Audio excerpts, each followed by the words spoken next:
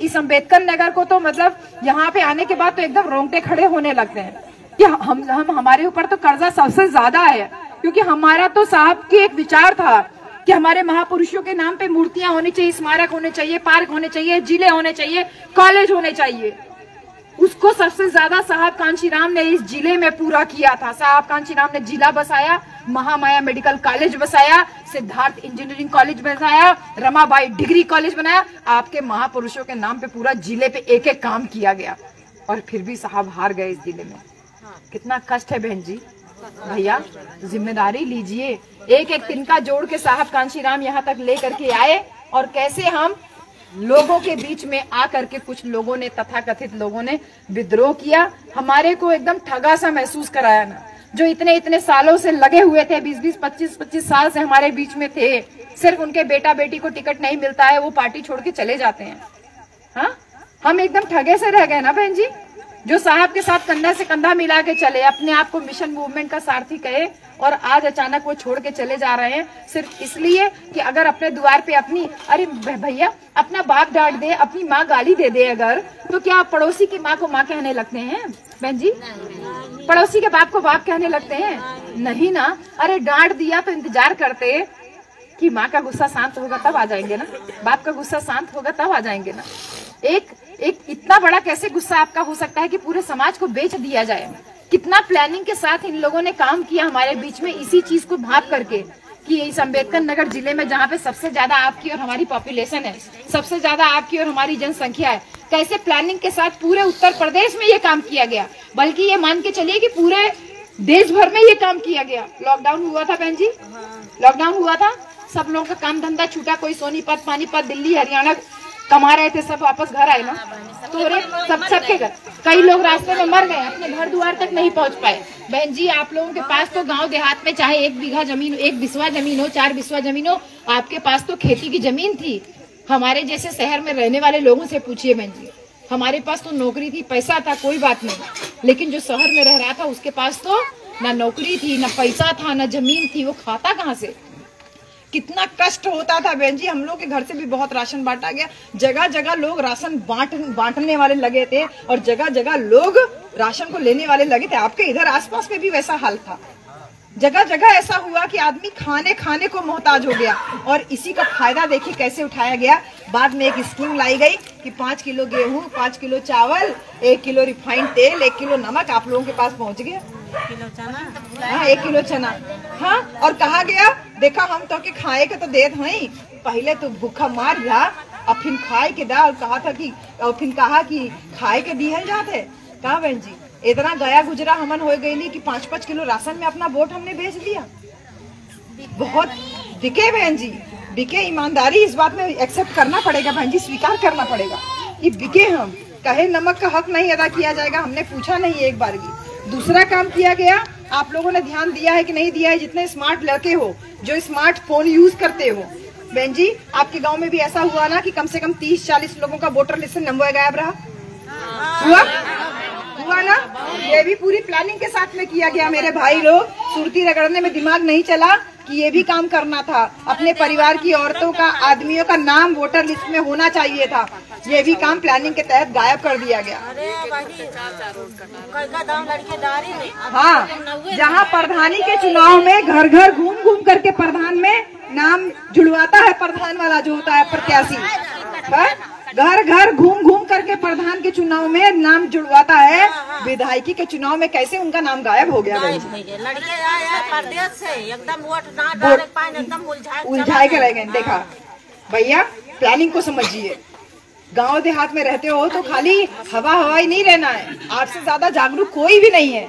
जो ये 30-30, 40-40, 50-50 वोट बहन जी हर गांव से डिस्टर्ब हुआ है। हर गांव की वोटर लिस्ट से नाम नहीं जुड़ा, लोगों का कटा रहा। ये जिम्मेदारी हमारी थी भैया, ये जिम्मेदारी हमारी थी, और इसलिए मैं आपको वार्निंग देने भी आई हूँ। हमको 5 साल वेट नहीं करना है, हमको केवल 2 ही साल वेट करना है। 2 साल बाद बहन जी लोकसभा का चुनाव होगा। लोकसभा का चुनाव होगा 6 महीने पहले चुनाव आयोग की साइट पे मेरे प्यारे पढ़े लिखे बच्चों और मेरे पढ़े लिखे साथियों, ये आप अपनी जिम्मेदारी लो कि अपने गांव का चुनाव आयोग की साइट पे अपना जिला टाइप करोगे अम्बेडकर नगर। बहन जी, अम्बेडकर नगर जिले में अपना ब्लॉक जो है अपना विधानसभा डालेंगे, आपके विधानसभा में आपका गांव डालेंगे, आपके गांव की सारे लोगों की लिस्ट आ जाएगी जिनका वोटर लिस्ट में नाम होगा। आप ऑनलाइन कर सकते हो चेक कि आपका नाम वोटर लिस्ट में है कि नहीं है। ये गलती जो इस बार के विधानसभा चुनाव में हो गई, ये अगले चुनाव में नहीं होनी चाहिए। हर एक प्लानिंग को इस बार हमको इनके विफल करना है बहन जी। ये सब तैयारी किए हुए थे। इस बार हम लोग हाँ, इस बार हम लोग बहुत खुश थे कि पिछली बार शिकायत होती थी कि वोट अपन पार्टी के देला, वोट कहाँ चल जाला, ये बहुत शिकायत करते थे ना सब, गांव गांव में ये शिकायत थी। अब की बार मशीन के साथ में वीवीपैट मशीन लगा था बहन जी। जैसे बैलेट पेपर से चुनाव होता था वैसे ही ईवीएम मशीन वाला था, उसके बगल में एक ठो लगा था ना मशीन, उसके ऊपर निशान बन के आता था पार्टी का, और उसके बाद एक पर्ची निकलती थी पार्टी का निशान वाली। तो जैसे वो पर्ची निकल के जमा होती थी, कायदे से वो पर्ची काउंट होनी चाहिए थी ना बहन जी। पर्ची काउंट होती तो फर्क पता चल जाता। मशीन में गड़बड़ी हो चाहे जितनी हो, वहाँ तो जितना लोग डाला वोट उतना पर्ची काउंट हो जाता ना, एकदम बढ़िया से सब चीज एकदम दूध का दूध पानी का पानी रहता। लेकिन देखिए वहाँ पे भी इतना चालाकी किया गया कि सुप्रीम कोर्ट के आदेश के बाद भी केवल 5 बूथ का पर्ची का काउंटिंग का आदेश हुआ। अब एक विधानसभा में 400-500 बूथ है बहन जी। 400-500 बूथ में अगर 4 या 5 बूथ का पर्ची काउंट होगा तो कैसे फेयर इलेक्शन होगा, कैसे ईमानदारी से इलेक्शन होगा, कैसे हमारा वोट बचेगा। ये काम हुआ, वोट मशीन दबाया, वीवीपैट मशीन से हमारा पर्ची गया। हम बड़े खुश कि अब की बार कम से कम हमारा वोट बचा रहेगा। आपके यहाँ पे किस तारीख को? 3 तारीख को वोट पड़ा था ना अम्बेडकर नगर में। अम्बेडकर नगर में 3 तारीख को वोट पड़ा, आजमगढ़ में 7 तारीख को वोट पड़ा। बहन जी 7 तारीख को आजमगढ़ में वोट पड़ा, सबसे आखिरी चरण में आप और हम ही थे। 7 तारीख को वोट पड़ा। 8 तारीख को आजमगढ़ के जो सांसद हैं, जो आपके और हमारे वोट से सांसद बने, हम लोग की नाते रिश्तेदारी भी तो आजमगढ़ में है ना बहन जी।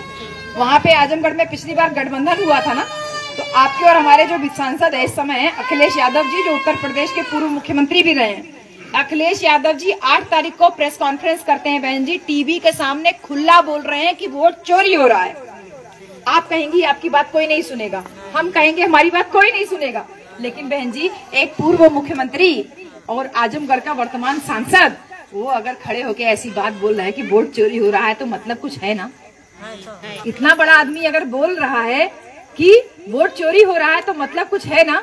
अखिलेश जी एकदम टीवी पे एकदम चेहरा उनका लाल हो गया था, इतना गुस्से में थे, इतनी परेशानी में थे, वो खड़े होकर चिल्ला के ये बोल रहे हैं कि वोट चोरी हो रहा है, मशीनें इधर पकड़ी जा रही, उधर बैलेट पेपर पकड़ा, उधर जो है वीवीपैट मशीन वाला पर्ची पकड़ा जा रहा है, चुनाव आयोग संज्ञान में ले।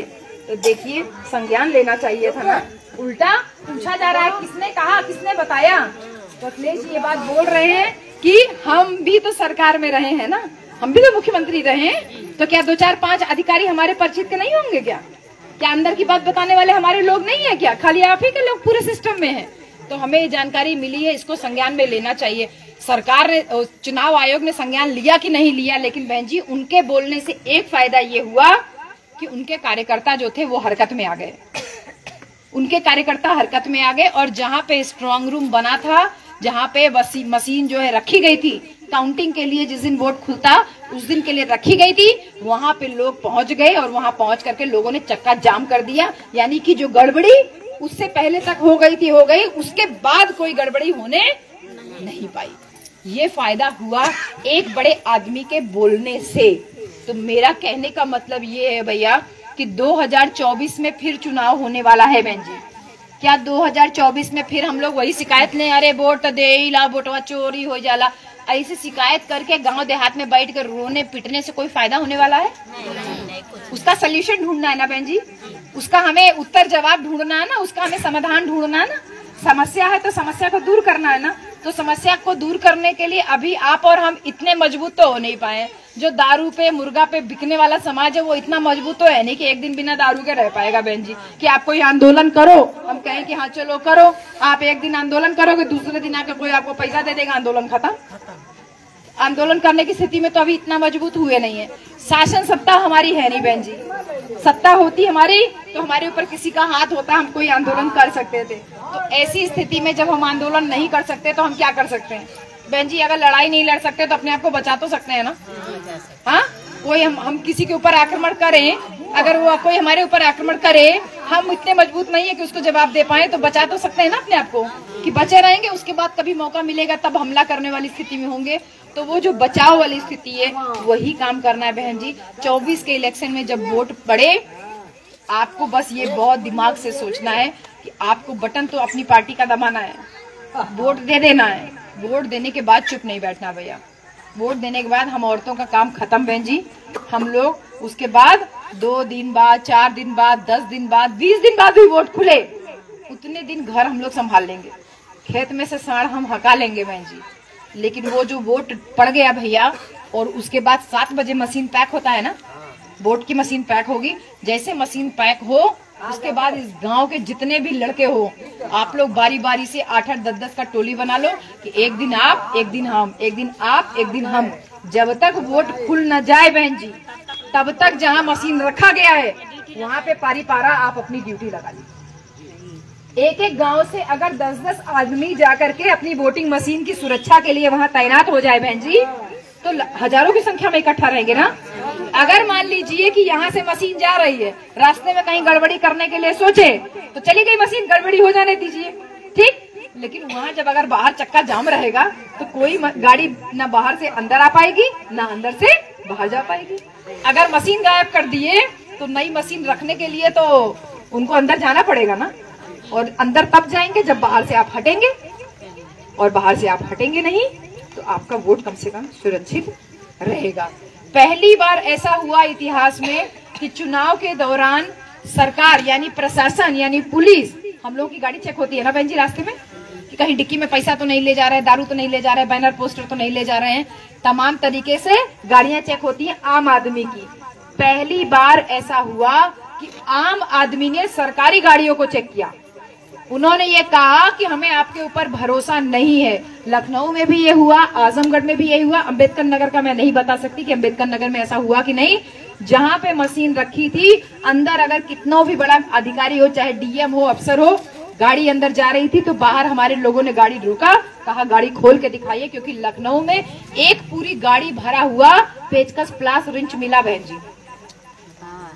वोट अंदर गड़बड़ करने के लिए एक गाड़ी बाहर मिली, पकड़ी मिली, और उसी की वजह से सतीश मिश्रा जी के ट्विटर अकाउंट से ऑनलाइन जो है हम लोगों ने देखा, उस पे सबसे पहले उन्होंने शिकायत की, उस पे कोई हरकत नहीं हुई। लेकिन जब अखिलेश यादव जी ने यहाँ पर बोला तो तुरंत कार्यकर्ता हरकत में आ गए, और लोग वहाँ लखनऊ में भी जो है काफी उन्होंने, सतीश मिश्रा ने जब फेसबुक पे लगाया था, ट्वीट किया था, तो उसके बाद भी काफी कार्यकर्ता वहाँ रमाबाई रैली स्थल में रखी थी मशीनें, वहां पहुंच गए थे। और जब यहाँ पे हुआ तो यहाँ आजमगढ़ में और तमाम पूरे जिले में, पूरे जो है प्रदेश में जगह जगह कार्यकर्ता हरकत में आ गए, जिसकी वजह से अंतिम चरण में यही जो आपका आजमगढ़, अंबेडकर नगर और जो आसपास के जिले जो निकले, वो वोट सुरक्षित उसी वजह से हो पाया बहन जी। तो ये तत्परता हमको तैयारी पहले से रखनी होगी भैया। अगर इस बार अपना वोट नहीं बचा पाए तो पूरा प्लानिंग सेट है बहन जी, पूरा प्लानिंग सेट है। ये देख नहीं पा रहे हैं कि अंबेडकर नगर जिला आपके महापुरुष के नाम पे बना, ये देख नहीं पा रहे हैं कि आज आपका बच्चा, किसी भी ऊंची बिरादरी के लोग कोई आते हैं, सवर्ण समाज, तथाकथित सवर्ण समाज के लोग जो आपको मूंछों पे नहीं देख पाते बहन जी, वो लोग आपके दरवाजे आते हैं तो हमारा बच्चा कुर्सी चारपाई छोड़ के नहीं खड़ा होता। ये मजबूती आती है शासन सत्ता से, ये मजबूती दी हमको साहब कांसी राम ने बहन जी। साहब ने नारा दिया इसीलिए कि वोट हमारा, राज तुम्हारा, नहीं चलेगा, नहीं चलेगा। साहब ने कहा 100 में 85 हम हैं, कहा SC ST यानी अनुसूचित जाति जनजाति और जो पिछड़े समाज के लोग हैं, आहिर हैं, लुहार है, कहार है, कुर्मी है, भार है, ये सब जितनी भी बिरादरियां हैं ये, और इसके साथ साथ जो मुसलमान हैं, सिख है, ईसाई, ये सारे लोग मिलकर के 100 में 85 है। साहब ने इसीलिए अगला नारा दिया, जिसकी जितनी संख्या भारी उसकी उतनी हिस्सेदारी। साहब ने कहा कि तुम्हारा और हमारा संख्या ज्यादा है तो राजा भी हमारा ही होना चाहिए। साहब ने नारा दिया, वोट हमारा राज तुम्हारा नहीं चलेगा। 100 में 85 जब हम हैं बहन जी, तो राजा हमारा होना चाहिए। वोट आप हमसे लोगे और राजा आप अपना बनाओगे, ऐसा नहीं चलेगा। साहब जब दिन रात संघर्ष करते थे, उनके पास रुपया पैसा नहीं होता था। और जब 1984 में बहन जी साहब ने इतना बड़ा संगठन आपके और हमारे लिए बनाया, तो साहब के पास इतना पैसा नहीं था कि अपने अपने प्रत्याशियों को चुनाव लड़वा पाए। तो साहब ने नारा दिया कि मुझको तुमसे एक वोट चाहिए और एक नोट चाहिए। भैया वो दिन याद करिए भैया, जो लोग साहब के साथ काम किए। हमने तो साहब को कभी नहीं देखा। 10 तारीख से हम केवल साहब को पढ़ रहे हैं भैया, और जितनी बार पढ़ रहे हैं उतनी बार केवल आंखों से आंसू निकल रहे हैं कि साहब ने क्या सोचा था और हमने साहब को क्या दिया बदले में। आकर के आपके दरवाजे पे हमने गाना बजाया ना, हमने गाना बजाया, आपने उस गाने का भाव नहीं समझा। उस गाने को जब हमने पहली बार सुना, तब से जितनी बार सुनते हैं उतनी बार आंखों में आंसू ही आता है बहन जी। कितना कितना काम किया। साहब ने कहा तुम अपना एक वोट दो, और हमारे पास पैसा भी नहीं है तो हमको एक नोट भी चाहिए तुम्हारा। साहब ने कहा कि बहन जी आप गांव में काम कर रही थी, कहा तुम चुनाव लड़ सकती हो। साहब ने आपको खड़ा कर दिया। आपने कहा साहब कैसे चुनाव लड़ी, हमन हरवाई करत रहनी, कैसे चुनाव लड़ी, हमन मुफ्त की दवा बेचत रानी, कैसे चुनाव लड़ी, हमन यहाँ वहाँ ड्रामा नचनिया रानी, कैसे चुनाव लड़ी। भूल गए वो लोग। साहब ने कहा तुमको मैं चुनाव भी लड़वाऊंगा और तुमको मैं जितवाऊंगा भी। और साहब ने खड़ा किया और नारा दिया, एक वोट एक नोट। वो भूल गए वो सारे लोग, वो भी भूल गए और आप भी भूल गए भैया कि कैसे एक छोटा छोटा काम करने वाले व्यक्ति को साहब ने कहा एक वोट और एक नोट। तुम मुझे, तुम्हारे पास 1 रुपया हो, 2 रुपया हो, 5 रुपया हो, 10 रुपया हो, जो भी हो, एक तुम्हारा वोट चाहिए और एक आपका बहन जी नोट भी चाहिए। जब इतनी भाव आया तो साहब ने एक इतना इतना छोटा छोटा ड्रम ले लेते थे, पीछे एक वोट एक नोट का नारा छपवा देते थे और गांव गांव में लेकर के निकलते थे और नारा देते थे एक वोट एक नोट। आज 50 साल की उम्र में आप लोग नाती पोता खिलाते हो। 49 बरस की उम्र में साहब कांसीराम बहन जी 4000 किलोमीटर साइकिल यात्रा किए एक नोट एक वोट की बात करने के लिए। 200 किलोमीटर पद यात्रा किए।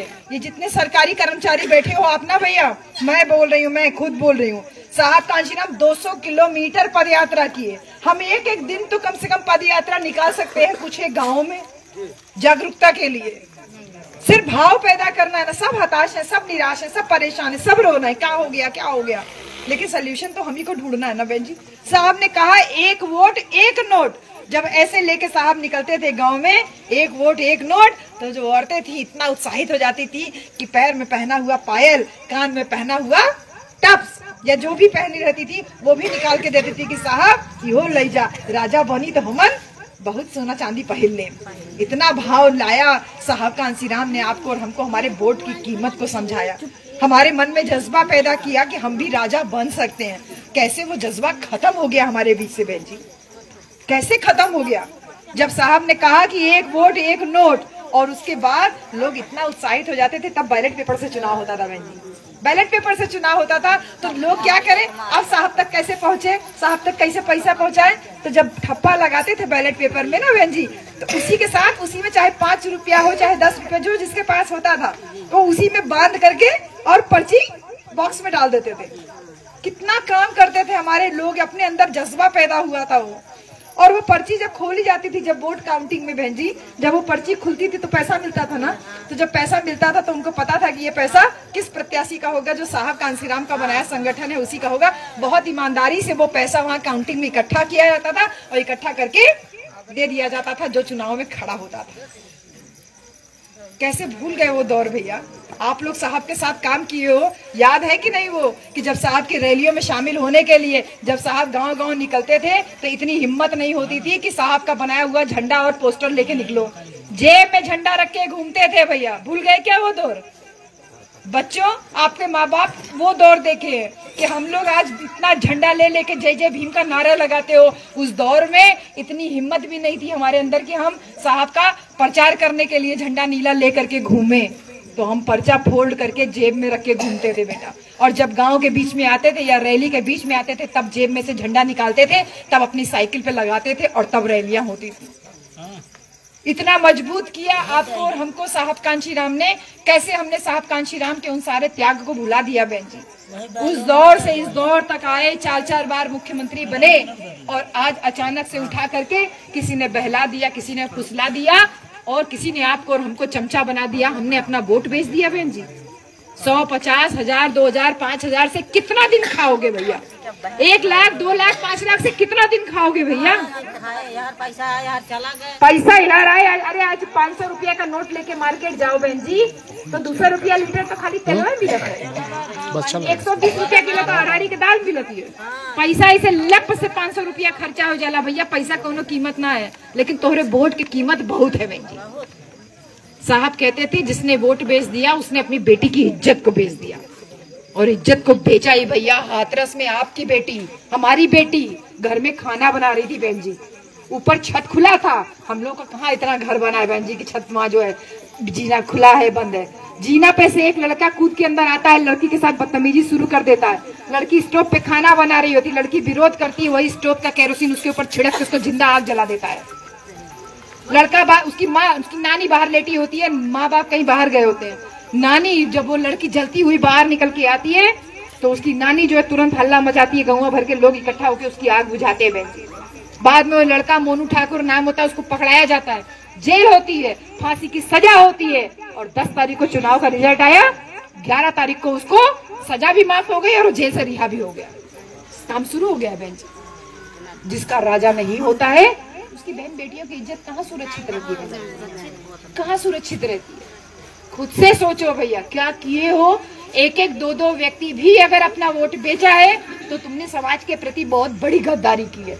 ये गद्दारी हो गई, दूसरी गद्दारी दोबारा नहीं होनी चाहिए। 1-1 वोट बहुत कीमती है भैया। किसी के बहकावे में, किसी के बहलावे में नहीं आने की जरूरत है, किसी प्रलोभन में आने की जरूरत नहीं है। कोई आबादी का मकान दे दे, कोई नमक दे, तेल दे, साबुन दे, अपन घर दुआरों दे दे, लेकिन ये सोचो कि वो क्यों दे रहा है। तुम्हारे वोट की कीमत कितनी ज्यादा है कि वो तुम्हारे दरवाजे आके बोल रहा है कि तुम मुझसे ये भी ले लो, ये भी ले लो, ये भी ले लो, लेकिन बदले में अपना वोट दे दो। साम दाम दंड भेद चारों तरफ से आपको घेरेबंदी की गई है बेटा। आपको शिक्षा से रोका जा रहा है कि शिक्षित होगे तो सवाल पूछोगे, सवाल पूछोगे तो आत्मसम्मान बढ़ेगा, आत्मसम्मान बढ़ेगा तो उनकी नाक नीची होने लगेगी। तुमको रोकने की कोशिश आपको भैया साहब ने व्यवस्था कराई थी कि हमारी बस्तियों के आसपास कोई शराब का ठेका नहीं होना चाहिए।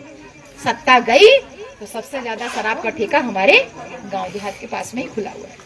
आपको रोकने की कोशिश और बहन जी उसके बाद आपको रोकने की कोशिश। एक लाइन से कितने बाबा लोग अपना सत्संग करने के लिए हमारे घरों के आसपास घूमते रहते। उनको आपसे कुछ नहीं चाहिए। जो थोड़ा बहुत पैसा कभी नैहरे खातिर बचा के धैले हो, कब्बो के वाई गेल दे दियल, वो पैसा 10 रुपया 20 रुपया तू हर हफ्ता जा सत्संग करा और 10 रुपया चढ़ाई के चलिए। यानी जो 10 रुपया के अपन लड़का के 2 केला खरीद के खिला देती, वो पैसा आप जाके किसी को दे के चली आई। आपका बच्चा तो वही दाल भात पे जिएगा, तो कैसे वो इंटेलिजेंट बनेगा बहन जी। जो आपका 10-10 रुपया 20-20 रुपया है जिससे आप अपने बच्चे को मजबूत कर सकती थी, वो आप कहीं जाके चढ़ावा चढ़ा के आ गई। हर तरफ से काम किया जा रहा है बहन जी आपको और हमको सत्ता से रोकने के लिए। उनका केवल एक टारगेट है, हमारे 50 टारगेट है। हमारे 50 टारगेट, हमारे क्या टारगेट है? हमारे 1 मंजिल बन गया, पड़ोसी 2 मंजिल बन गया, ओकर रास्ता कैसे रोक दें हम। हमारा टारगेट यही है ना, इतना छोटा सा कि कैसे होकर दुआरे तक ले गाड़ी ना जाए चाहिए। ओकर 2 मंजिला बन गया, हमारा 1 मंजिला बने। हमारे 1 मंजिला बन गया, हमारे झोपड़िए है तो अपने घर के सामने से नाली निकाल दे। हमारे आपस में लड़त मड़त रह जाए और यही लड़ने मरने का नतीजा होता है कि एक प्रधानी जैसा चुनाव में भैया 200, 250, 500 घर चमार का होता है और 10 घर मुसहर का होता है।